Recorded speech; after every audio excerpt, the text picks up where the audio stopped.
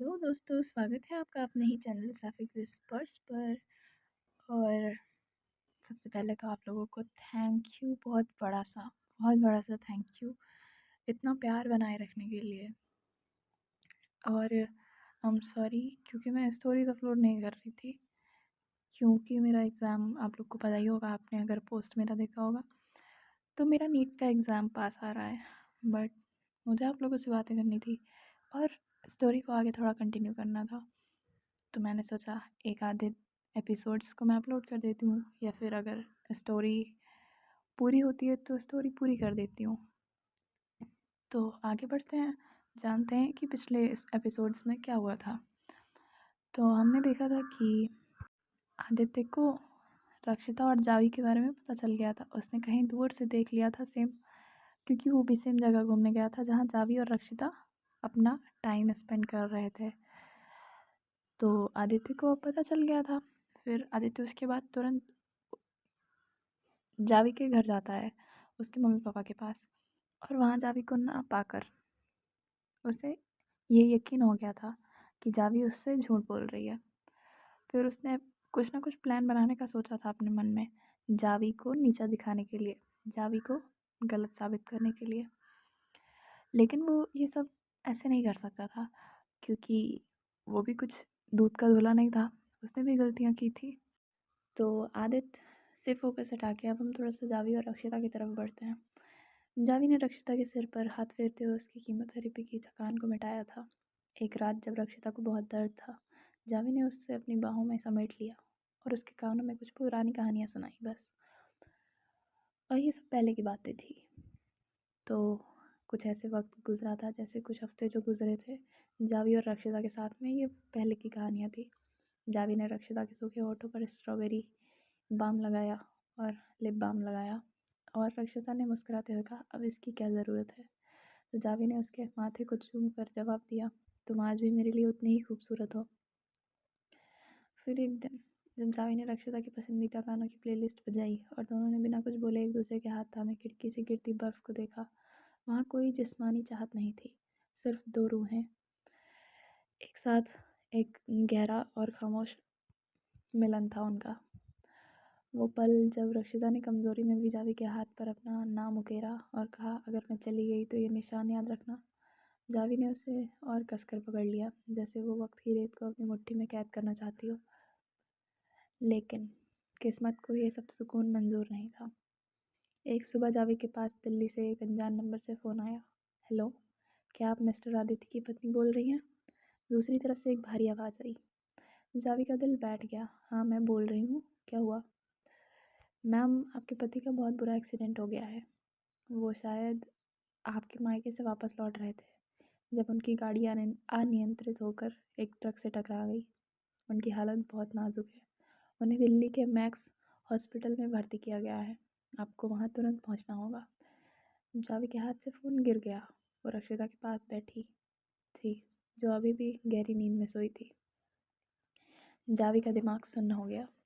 एक तरफ रक्षिता और उसकी रूह, उसका प्यार, जो अपनी आखिरी सांसों से लड़ रही थी और जिसे इस वक्त जावी के सिवा किसी और का सहारा नहीं था।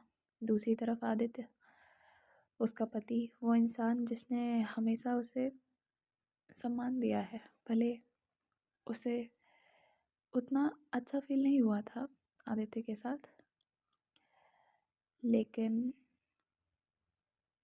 फिर भी पति था। और जावी ये सब सोच रही थी जैसे कि, क्योंकि उसे भी आदित्य के बारे में पता तो था नहीं, कि जो उसे ढूंढने के चक्कर में शायद उसके इंतज़ार में आज मौत की कगार पर पहुंच गया था। आदित्य का परिवार, समाज और उसकी नैतिक जिम्मेदारी उसे पुकार रही थी। रक्षिता ने आधी खुली आंखों से जावी की घबराहट को भांप लिया। क्या हुआ जावी? जावी ने कांपते हुए उसे आदित्य के बारे में बताया। रक्षिता की आंखों में एक अजीब सा ठहराव आ गया। उसने जावी का हाथ छोड़ दिया। जाओ जावी, उसे तुम्हारी ज़रूरत है, वो तुम्हारा पति है। पर पर रक्षु, तुम? जावी की आवाज़ रून सी गई। मैं तो वैसे भी जा ही रही हूँ, रशिदा ने एक फीकी मुस्कान के साथ कहा, पर आदित्य को बचाने का मौका अभी भी तुम्हारे पास है। जाओ, वरना तुम खुद को कभी माफ़ नहीं कर पाओगी। जावी उस अस्पताल के सफ़ेद गलियारे में खड़ी थी। एक रास्ता उसे उस मौत की तरफ ले जा रहा था जिसे वो रोक नहीं सकती थी, और दूसरा रास्ता उस ज़िंदगी की तरफ जिसे उसे बचाना ही था। वो रोते हुए अस्पताल की सीढ़ियों की तरफ भागी, अपनी रूह का एक हिस्सा रक्षिता के उस कमरे में हमेशा के लिए छोड़कर। दिल्ली के उस बड़े से अस्पताल के आईसीयू के बाहर जावी बदहवास खड़ी थी।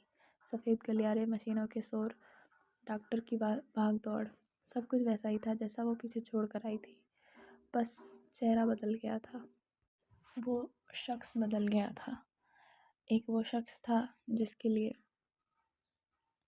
जावी के दिल की धड़कनें धड़कती थी, और दूसरा वो शख्स जिसके साथ उसकी सामाजिक जिम्मेदारियां जुड़ी हुई थी। डॉक्टर बाहर आए, उसने चेहरे पर थकान, गंभीरता थी। मिसेस जावी, हमने उन्हें बचा तो लिया है, लेकिन लेकिन लेकिन क्या डॉक्टर? जावी की आवाज़ कैसे कहीं गहराई सी आ रही थी। इम्पैक्ट बहुत ज़ोरदार था, रीढ़ की हड्डी पर गंभीर चोट आई है। इम्पैक्ट बहुत ज़ोरदार था, वही सेम चीज़ कि रीढ़ की हड्डी पे चोट लगी थी। होश में भी हैं, लेकिन उनका शरीर अब उनका साथ नहीं देगा। वो गर्दन के नीचे से पूरी तरह पैरालाइज हो चुके हैं। वो देख सकते हैं, सुन सकते हैं, बोल सकते हैं, पर हिल नहीं सकते, और अभी बोलने में भी काफ़ी टाइम लगेगा। जब जावी आईसीयू के अंदर गई तो आदित्य की आंखें खुली थी। वो छत को टकटकी लगाए देख रहा था। जैसे ही उसने जावी को देखा, उसकी आंखों के कोनों से आंसू बहने लगे। जावी, उसकी आवाज़ टूटी हुई और कमज़ोर थी। जावी ने उसका हाथ पकड़ा, लेकिन उसे कोई हलचल महसूस नहीं हुई। वो हाथ जो कभी उसे मजबूती से थामता था, अब बेजान है। मैं तुम्हें ढूंढने आ रहा था। आदित्य ने बड़ी मुश्किल से शब्दों को जोड़ा। तारा ने बताया, तुम पहाड़ों में हो। मुझे लगा तुम मुसीबत में हो। मुझे माफ़ कर देना जावी, अब मैं तुम्हारे लिए बोझ बन गया हूँ। आदित्य ने अभी भी साफ साफ नहीं बताया था जावी को कि वो पहाड़ों में किस लिए गया था। जावी का कलेजा मुंह को आ गया। उसे वो मंजर याद आया जब उसने रक्षिता से कहा था कि वो आदित्य को छोड़ देगी, और आज आज आदित्य की ज़िंदगी पूरी तरह जावी के रहमो करम पर थी। अब जावी की ज़िंदगी दो अस्पतालों के बीच बढ़ गई थी, एक हकीकत में जहाँ उसका पति बिस्तर से लग चुका था, और एक उसकी यादों में जहाँ रक्षिता अपनी आखिरी सांसें गिन रही थी। आदित्य की देखभाल करते हुए जावी को रह रह कर रक्षिता के वो आखिरी शब्द याद आते, जाओ जावी, उसे तुम्हारी ज़रूरत है, मैं तो वैसे भी जा रही हूँ। आदित्य अब एक बच्चे की तरह जावी पर निर्भर था।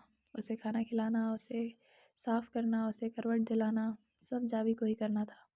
जावी उसे देखती तो उसे आरब बोध, गिल्ट महसूस होता। उसे लगता कि शायद उसकी खता की सज़ा थी, या शायद किस्मत का सबसे क्रूर मजाक था। आदित्य अक्सर घंटों जावी का चेहरा देखता रहता और कहता, तुम कितनी अच्छी हो जावी, मेरे इस हाल में भी तुम मेरे साथ हो।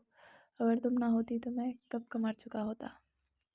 जावी सिर्फ मुस्कुरा देती, लेकिन उसके अंदर एक चीख दफन थी।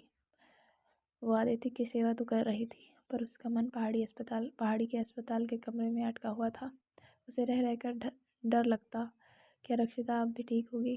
क्या उसने आखिरी बार जावी का नाम लिया होगा? जावी अब एक ऐसी कैद में थी जहाँ से भागना नामुमकिन था। वो आदित्य को इस हाल में छोड़कर कहीं नहीं जा सकती थी।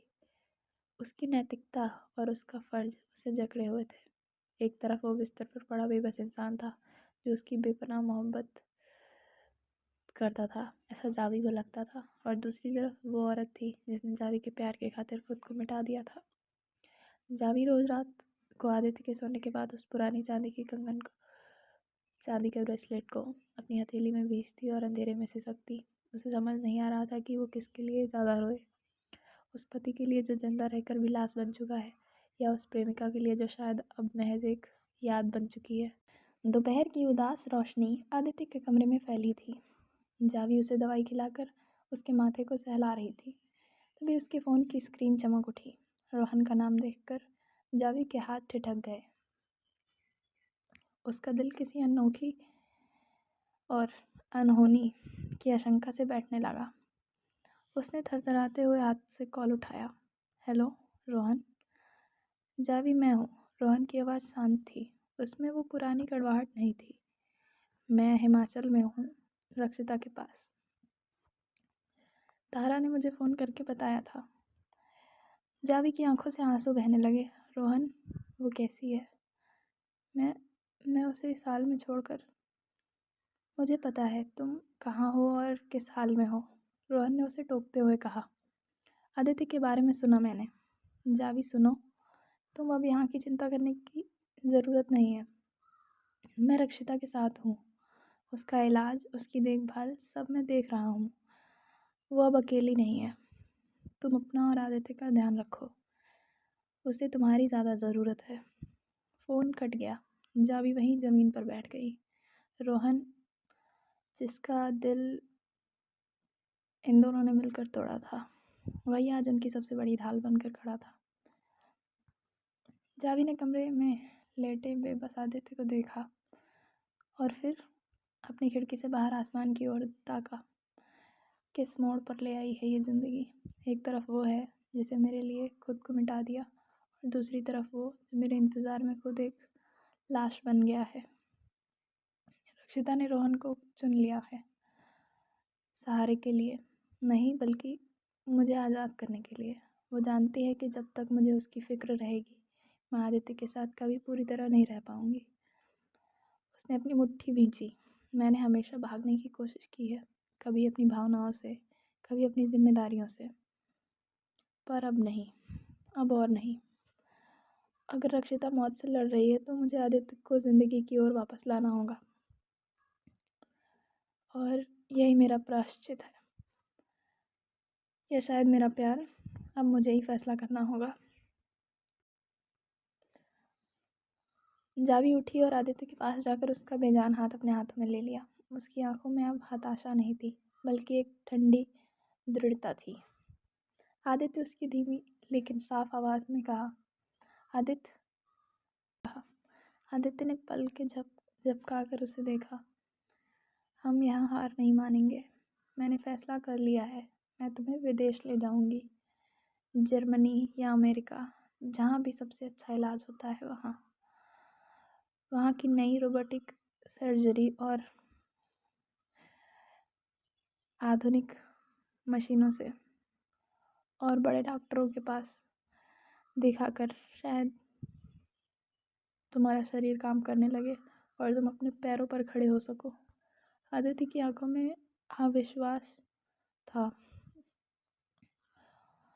उसने आंखों में आंसू लाकर बोलना चाहा, पर जावी ने उसके होठों पर उंगलियां रख दी। नहीं, कुछ मत कहो, ये मेरा आखिरी फैसला है। मैं सब कुछ बेच दूंगी, अपनी सारी जमा पूंजी लगा दूंगी, पर मैं तुम्हें ऐसे बिस्तर पर ख़त्म होते नहीं देख सकती। हम जा रहे हैं आदित्य, बहुत जल्द। जावी ने मन ही मन रक्षिता को आखिरी विदा दी। उसने तय कर लिया था कि अब वो अतीत की परछाई से बाहर निकलेगी। वो आदित्य को बचाने के लिए समंदर पार जाएगी, एक उम्मीद में कि शायद दूर कहीं किसी दूसरे देश में वो शांति उसे मिल जाए जिसे वो बरसों से ढूंढ रही थी। विदेश जाने की उड़ान से ठीक एक रात पहले घर के सन्नाटे में एक ऐसा धमाका होने वाला था जिसने जावी की रूह को हिलाकर रख दिया था। सामान बन चुका था, मेडिकल रिपोर्ट्स फाइल में थी, लेकिन आदित्य की आंखों में एक ऐसी बेचैनी थी जो शारीरिक दर्द से कहीं ज़्यादा गहरी थी।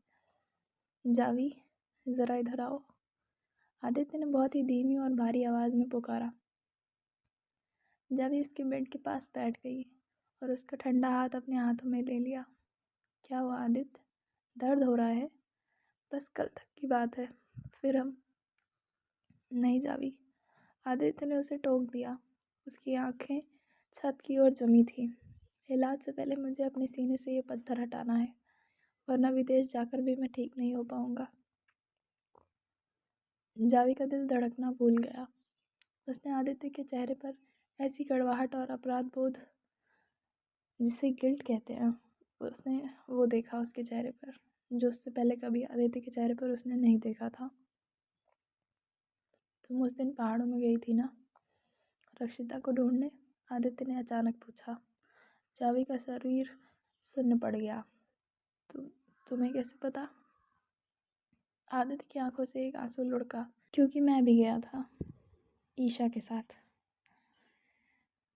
जब तुम रक्षिता के गले लगकर रो रही थी, मैं वहीं था। मैं वहीं ब्रिज से तुम दोनों को देख रहा था। तुम दोनों का वो प्यार, वो तड़प, मैंने सब कुछ देख लिया था। जावी ने झटके से अपना हाथ पीछे खींच लिया। आदित्य, मैं चुप रहो, पहले मेरी बात सुनो। आदित्य ने सिसकते हुए कहा, तुम्हें क्या लगता है मेरा एक्सीडेंट इत्तेफाक था? नहीं, मैं गुस्से में था, नफरत में था। मैं तुमसे बदला लेना चाहता था। पर जावी, मैं अकेला नहीं था। उस दिन मेरी गाड़ी में मेरी असिस्टेंट ईशा भी थी। मेरा उसके साथ महीनों से अफेयर चल रहा था। जावी के होश उड़ गए। जिस इंसान को वो देवता मानकर उसकी सेवा कर रही थी, वो भी उसी कीचड़ में था। मैं ईशा के साथ पहाड़ों में गया था घूमने। मुझे नहीं पता था कि तुम वहाँ थी। मैं मम्मी पापा से मिलने के बाद बहुत गुस्से में वापस आ रहा था और मैंने तुम्हें बेनकाब करने का पूरा प्लान बना लिया था। लेकिन कुदरत का इंसाफ तो देखो। जिस औरत को मैं तबाह करना चाहता था, वो आज मेरी गंदगी साफ़ कर रही है। वही मुझे बचाने के लिए अपनी पूरी ज़िंदगी दांव पर लगा रही है। कमरे में भारी सन्नाटा छा गया। जावी को समझ नहीं आ रहा था कि वो रोए या हंसे। दोनों ही गुनहगार थे। दोनों ने ही एक दूसरे को छला था। जावी, आदित्य ने बड़ी मुश्किल से अपना सर उसकी तरफ घुमाया। मैं और अब बुरा इंसान नहीं बनना चाहता। मैं बुरा इंसान बनकर नहीं मरना चाहता। मैं तुम्हें इस बोझ से आज़ाद करता हूँ। मुझे विदेश मत ले जाओ। मुझे किसी दया की ज़रूरत नहीं है। मैं ये चाहता हूँ कि तुम रक्षिता के पास वापस चली जाओ। वो मर रही है जावी। उसे तुम्हारी ज़्यादा ज़रूरत है। मुझे मेरे गुनाहों के साथ अकेला छोड़ दो। जावी ने आदित्य को देखा। वो इंसान जो अब पूरी तरह टूट चुका था। उसकी नफ़रत, उसका अफेयर, उसका बदला, सब उस एक एक्सीडेंट में में मिल चुका था। आदित्य, जावी ने फुसफुसाते हुए कहा। उसकी आंखों में अब कोई नफ़रत नहीं थी, सिर्फ एक गहरा खालीपन था। जाओ जावी। आदित्य ने अपनी आंखें बंद कर ली। अपनी ज़िंदगी के आखिरी कुछ पलों में उस औरत को दे दो जिसको तुम वाकई में प्यार करती हो। मुझे बचाकर तुम सिर्फ अपनी सजा बढ़ाओगी। मुझे माफ़ कर सको तो करना, पर यहाँ से चली जाओ। जावी उस कमरे के दरवाजे पर खड़ी थी। हाथ में विदेश की टिकटें थी और दिल में 3 साल का वो दर्द जो अब एक नए सच के साथ टकरा रहा था। उसे समझ आ गया था कि इस कहानी में कोई भी पवित्र नहीं था। सब अधूरे थे, सब गुनहगार थे। जावी ने टिकटें वहीं मेज पर रख दी। बिना पीछे मुड़े घर से बाहर निकल गई, एक आखिरी बार अपनी मोहब्बत और अपनी मुकम्मल आज़ादी की ओर। जावी घर से बाहर निकली तो थी, लेकिन उसके कदम उसे दूर नहीं ले जा सके। दिल्ली की सड़कों पर घंटों भटकने के बाद वो शाम की धुंध छाने लगी तो उसे एहसास हुआ कि नफ़रत और बदले की इस आग में झुलसने के बाद भी इंसानियत का एक धागा अब भी बाकी है। वो वापस घर लौटी। दरवाज़ा खुला तो आदित्य की आंखें फिर से उम्मीद और डर के बीच थमी थी। उसे लगा था जावी जा चुकी है। जावी आदित्य के बेड के पास आई और उसके सिरहाने बैठ गई। उसने आदित्य का हाथ झटकने के बजाय उसे और मजबूती से थाम लिया। आदित्य, मैं गई थी, पर मैं वापस आ गई। जावी ने शांत लेकिन अटल आवाज़ में कहा, तुमने जो किया वो गलत था। जो मैंने किया वो भी समाज की नज़रों में गलत था। हम दोनों ने एक दूसरे को तोड़ा है, लेकिन इस हाल में तुम्हें छोड़कर जाना मेरी आज़ादी नहीं, मेरी बुज़दिली है। आदित्य की आंखों में आंसू बहने लगे। जावी, तुम सुनो, सुनो तुम। जावी ने उसकी बात काटी। मैं तुम्हें विदेश ले जा रही हूँ। मैं तुम्हें ठीक होते देखना चाहती हूँ। ये मेरा फ़र्ज़ नहीं, मेरा खुद से किया हुआ वादा है। जब तक तुम अपने पैरों पर खड़े नहीं हो, मैं तुम्हारे साथ हूँ। हम इस सज़ा को साथ में काटेंगे। उसी रात फ्लाइट के कुछ घंटों पहले जावी ने रोहन को फ़ोन किया। पहाड़ों में इस वक्त सन्नाटा होगा, लेकिन जावी का दिल वहाँ धड़क रहा था। रोहन, मैं आदित्य के साथ जा रही हूँ, जावी ने गहरी सांस लेकर कहा। आदित्य ने मुझे सब बता दिया है, वो सच भी, जो शायद मुझे कभी पता नहीं चलता, लेकिन मैं उसे छोड़ नहीं सकती। रोहन की आवाज़ में एक गहराई थी। मैं समझ सकता हूँ जावी, तुम फिक्र मत करो। मैंने रक्षिता से वादा किया है कि जब तक उसकी आखिरी सांस है मैं उसकी ढाल बनकर रहूँगा। उसे अब किसी चीज़ की कमी नहीं होगी। जावी का गला रूंध गया। रोहन, मेरे लिए उसका ध्यान रखना। उससे कहना कि मैं हारी नहीं हूँ, बस एक जिम्मेदारी निभा रही हूँ। उसे हिम्मत देना और कहना कि अगर कुदरत ने चाहा तो हम बहुत जल्द साथ होंगे। वो मेरा इंतज़ार करे। वो कर रही है जावी, वो हमेशा से तुम्हारा ही इंतज़ार कर रही है, रोहन ने धीमी आवाज़ में कहा। अगली सुबह एम्बुलेंस आदित्य को लेकर एयरपोर्ट की तरफ बढ़ रही थी। जावी उसके बगल में बैठी खिड़की से बाहर भागते हुए पेड़ों को देख रही थी। उसके एक हाथ में आदित्य की मेडिकल फाइल्स थी और दूसरे हाथ की मुट्ठी में वो काला पड़ चुका चांदी का ब्रेसलेट। उसे नहीं पता था कि भविष्य में क्या लिखा है, आदित्य ठीक होगा या नहीं, रक्षिता कैंसर से जीत पाएगी या नहीं। लेकिन उस वक्त उसे उस उड़ते हुए जहाज़ के केबिन में जावी को पहली बार एक अजीब सा सुकून महसूस हुआ। उसने भागना छोड़ दिया था। उसने हकीकत को स्वीकार कर लिया था। हम फिर मिलेंगे रक्षु, उसने मन ही मन कहा।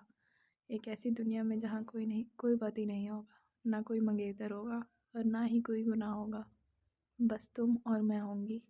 विमान ने रनवे छोड़ दिया और बादलों के ऊपर एक नई दिशा में उड़ चला। पीछे रह गई यादों की वो धुंधली ज़मीन और आगे था एक निश्चित लेकिन ईमानदार भविष्य। क्या होना था आगे जानने के लिए सुनते रहिए दो शहरों के बीच की कहानी, जावी और रक्षिता की कहानी। ऑनलाइन वाला प्यार, ओनली ऑन साफिक विस्पर्स। फिर मिलेंगे। Thank you and thank you for supporting me always. इतना आप लोगों ने सपोर्ट कर रखा है। I have friends on this account. YouTube channel की वजह से ही मेरे पास दोस्त हैं एक आधे, और देखते हैं क्या होता है। चलो, सी यू, टाटा, बाय बाय। आगे की कहानी भी मैं भेजूँगी।